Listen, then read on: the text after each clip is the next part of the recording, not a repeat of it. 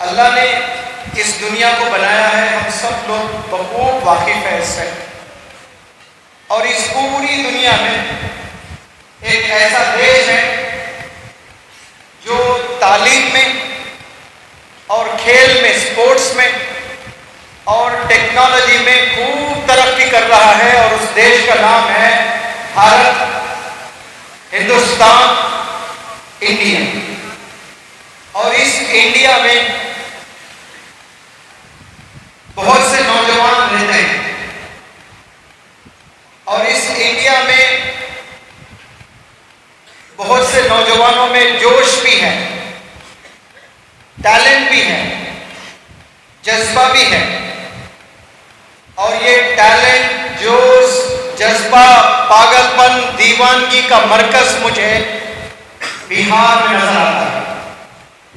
ये बिहार टैलेंट का मरकज है, जोश और जज्बे का मरकज है। इसमें कुछ ऐसे नौजवान बच्चे तारीख रचे हैं जिनके पास कुछ नहीं था, पहनने हत्ता के कपड़े तक नहीं थे, फटे कपड़ों पर स्कूल कॉलेजेस जाकर तारीख, इतिहास रचे हैं। वो नौजवान बच्चों में उनके पास कपड़े नहीं थे, किताबें नहीं थे, रिसोर्सेस नहीं थे, 3 वक्त का खाना नहीं था, लेकिन एक चीज उनके पास में थी, वो इरादा था। और उस इरादे के साथ उनमें जज्बा भी था, जुनून भी था, पागलपन भी था।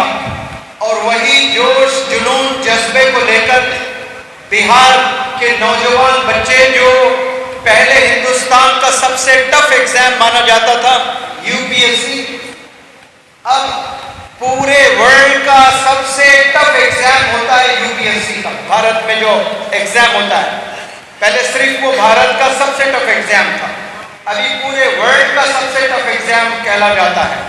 और वो टफेस्ट एग्जाम लिखकर अक्सर नौजवान भारत के इस बिहार से कामयाब होते हैं।